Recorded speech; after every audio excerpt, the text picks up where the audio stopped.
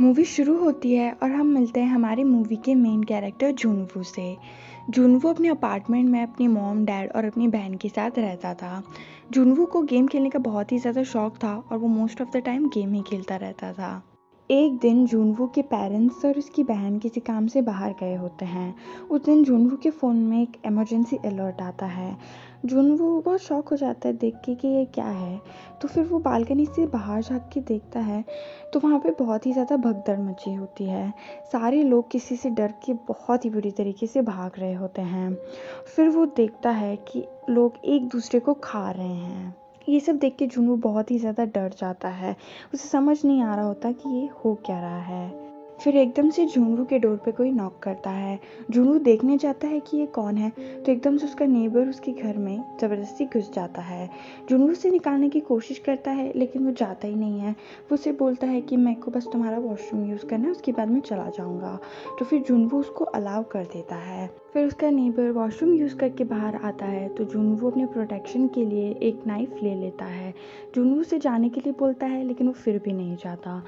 फिर जुनवू का नेबर जुनवू की आंखों के सामने एक ज़ॉम्बी में कन्वर्ट हो जाता है। फिर जुनवू बड़ी मुश्किल से उसे अपने अपार्टमेंट से निकाल देता है। फिर वो अपना गेट भी लॉक कर देता है और अपने गेट के आगे एक फ्रिज भी लगा देता है ताकि अगर कोई गेट से अंदर आ भी जाए तो फ्रिज के आगे वो ना आ पाए। फिर जुनवू अपनी फैमिली से कांटेक्ट करने की कोशिश करता है लेकिन उसका कांटेक्ट नहीं हो पाता।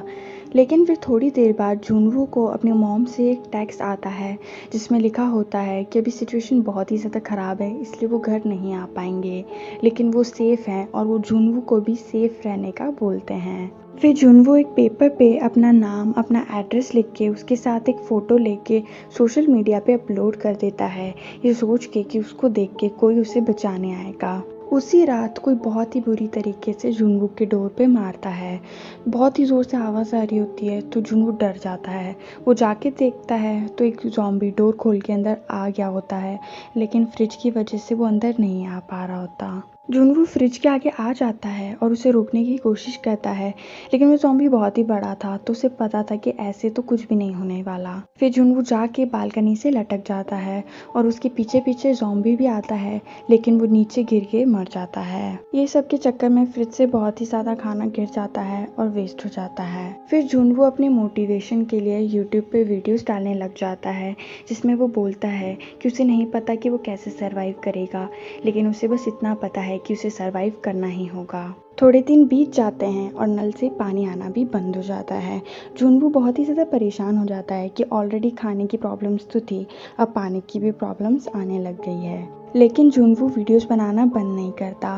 वो फिर भी वीडियोस बनाता है, लेकिन हम देखते हैं कि उसका मोटिवेशन, उसकी जीने की चाह धीरे धीरे कम होने लग जाती है। जुनवू को अजीब अजीब से हेलुसिनेशन आने लग जाते हैं कि जैसे उसके मॉम, डैड, उसकी बहन सब लोग घर पे आ चुके हैं और सब कुछ ठीक हो चुका है, सब कुछ बिल्कुल पहले जैसा हो चुका है। जुनवू की हालत बहुत ही ज़्यादा ख़राब थी। फिर हम देखते हैं कि जुनवू की मॉम ने जुनवू के फ़ोन पे एक वॉइस मैसेज भेजा है। उसमें वो बोलती हैं कि वो लोग सेफ़ हैं और वो जुनवू के डैड के ऑफिस में छुपे हुए हैं। फिर जुनवू ये वॉइस मैसेज देख के अपने मॉम डैड से बात करने के लिए उनको कॉल लगाता है। नेटवर्क नहीं आ रहा होता इसलिए जुनवू बालकनी में जाकर नेटवर्क ढूंढने की कोशिश करता है। जैसे ही नेटवर्क मिल जाता है जुनवू का कॉल भी लग जाता है और वो अपने पेरेंट्स से बात कर पाता है कि एकदम से जुनवू की फैमिली पे ज़ॉम्बी अटैक कर देते हैं और उन्हें बहुत ही बुरी तरीके से मार देते हैं।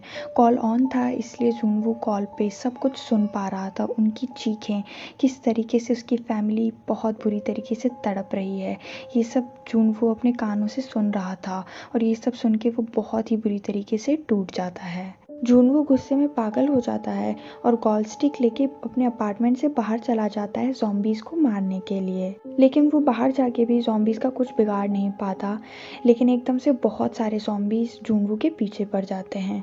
उनसे भागते भागते वो कैसे न कैसे बड़ी मुश्किल से अपने अपार्टमेंट में वापस लौट पाता है। जुनवो पूरी तरीके से हार मान चुका होता है और उसकी फैमिली भी बहुत बुरी तरीके से ख़त्म हो चुकी होती है, इसलिए अब उसके पास जीने की कोई वजह भी नहीं बचती। जुनवो अपनी लास्ट वीडियो अपलोड करता है जिसमें वो सिर्फ बाय बोलता है और उसके बाद वो सुसाइड करने का फैसला लेता है। जुनवो अपने आप को हैंग कर लेता है और वो बहुत तड़प रहा होता है। वो मरने ही वाला होता है कि एकदम से सामने के अपार्टमेंट से कोई उसके मुंह पे लेज़र लाइट मारता है। जुनवो बहुत ही ज़्यादा शॉक हो जाता है। उसे लगता है कि अब कोई भी नहीं बचा, लेकिन उस लेज़र लाइट मारने वाले इंसान से उसे एक होप मिलती है। उसे होप मिलती है कि अभी भी कुछ लोग ज़िंदा हैं और उसे भी इतनी जल्दी गिव अप नहीं करना चाहिए, अपनी ज़िंदगी के लिए लड़ना चाहिए। जुनवो जिस वायर से लटका होता है वो उसे तोड़ने की कोशिश करता है और वो कामयाब होता है और वो वायर टूट जाता है और जुनवो नीचे जाके गिर जाता है और अपनी लाइफ इस तरह सेव कर लेता है। फिर हम देखते हैं कि जिस इंसान ने जुनवो के फेस पे लेज़र लाइट मार के उसे सेव किया था वो यूबिन नाम की एक लड़की है जो कि जुनवो के सामने वाले अपार्टमेंट में ही रहती है। फिर हम देखते हैं कि जुनवो और यूबिन की फ्रेंडशिप हो जाती है।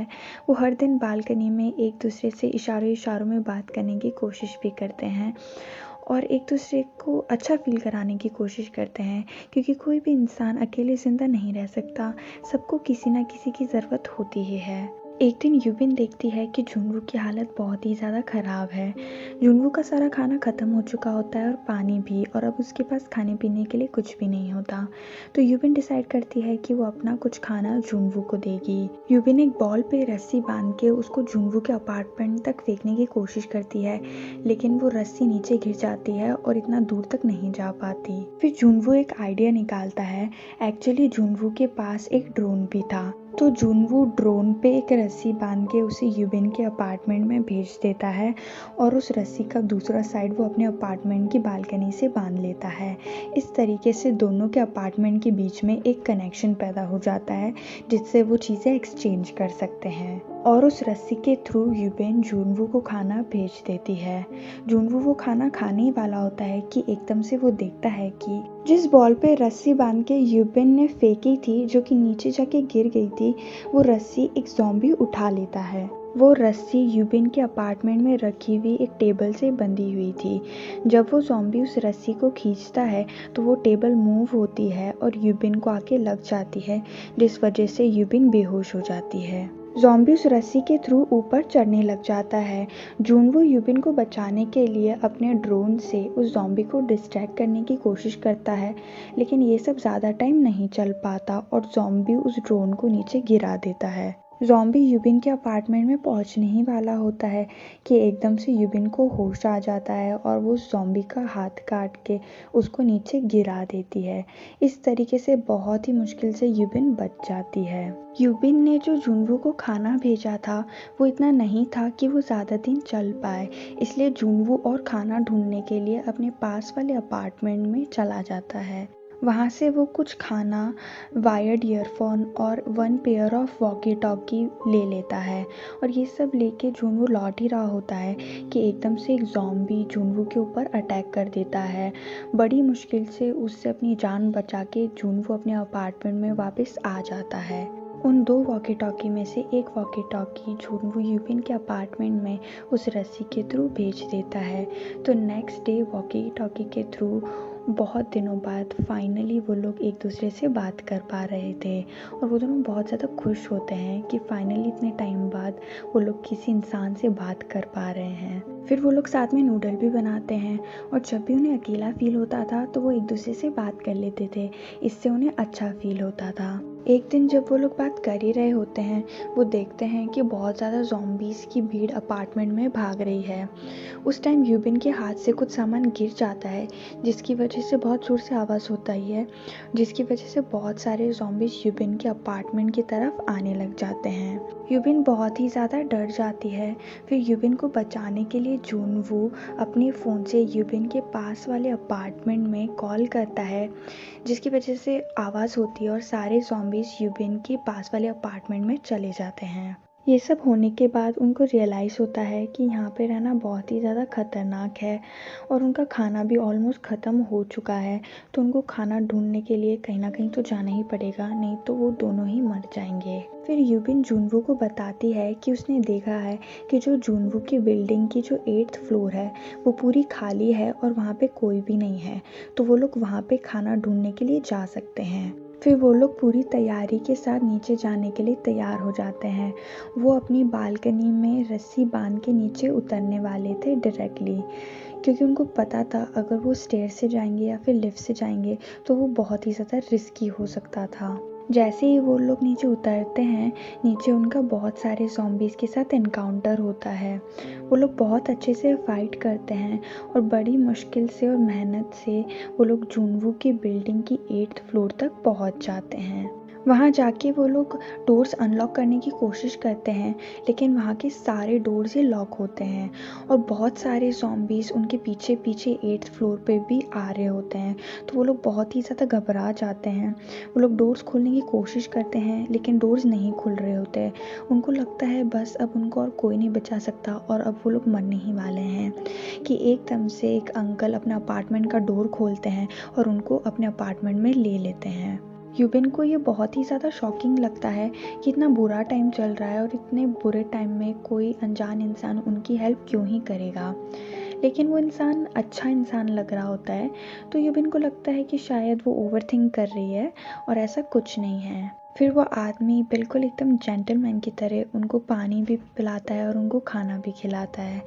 फिर वो उनको ये भी बताता है कि बहुत ही जल्दी एक रेस्क्यू टीम आने वाली है और वो उनको सेव कर लेंगे। ये बात सुन के यूबिन और जुनवू बहुत ही ज़्यादा खुश हो जाते हैं। उनका खुशी का तो कोई ठिकाना ही नहीं रहता। लेकिन फिर हम देखते हैं कि जुनवू एकदम से बेहोश हो जाता है और धीरे धीरे यूबिन भी बेहोश होने लग जाती है। फिर हमें पता चलता है कि एक्चुअली में वो जो आदमी है वो अपनी वाइफ से बहुत ही ज़्यादा प्यार करता है, लेकिन अब उसकी वाइफ जो है वो एक ज़ॉम्बी बन चुकी है।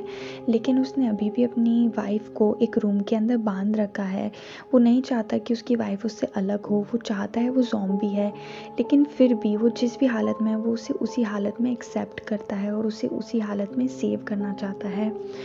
इसलिए वो यूबिन को और जुनवू को बचाया होता है ताकि वो यूबिन को अपनी वाइफ को खिला सके, क्योंकि उसकी वाइफ ने बहुत टाइम से कुछ भी खाया नहीं होता है। इसलिए उसने यूबिन और जुनवू को खाना खिलाया था और उस खाने के अंदर बेहोशी की दवा मिला दी थी ताकि जब वो ये खाना खाएं और वो बेहोश हो जाएं, ताकि वो आदमी अपने प्लान में सक्सेसफुल हो पाए।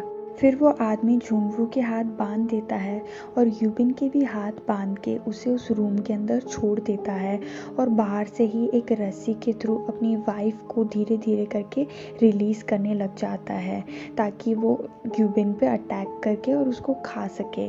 यूबिन अपने पूरे होश में तो नहीं होती, लेकिन वो फिर भी अपनी पूरी एनर्जी के साथ अपने आप को बचाने का ट्राई करती है। वो अपने हाथ से उस ज़ॉम्बी को रोकने की कोशिश कर ही रही होती है कि एकदम से जुनवू को होश आ जाता है और वो उस आदमी को गन पॉइंट पे ले लेता है।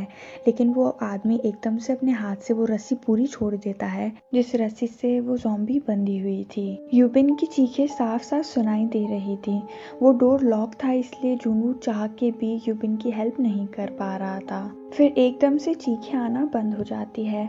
उस आदमी को लगता है कि यूबिन अब नहीं रही, तो वो डोर अनलॉक कर देता है और फिर अंदर चला जाता है कि एकदम से उसी की ज़ॉम्बी वाइफ उस पर अटैक कर देती है और उसको खाने लग जाती है। फिर हम देखते हैं कि यूबिन अभी भी जिंदा है और उसने उस ज़ॉम्बी के मुंह पे कपड़ा डाल के उसको कंट्रोल में ले लिया था। फिर यूबिन उन अंकल को और उनकी ज़ॉम्बी वाइफ को गन से शूट कर देती है, जिसकी वजह से बहुत ज़्यादा आवाज़ होती है और बहुत सारे ज़ॉम्बीज़ उन्हीं के अपार्टमेंट के पास आने लग जाते हैं। इसलिए यूबिन जुनवू को बोलती है कि वो उसे शूट कर दे, लेकिन तभी अचानक से वहाँ हेलीकॉप्टर की आवाज़ आने लग जाती है।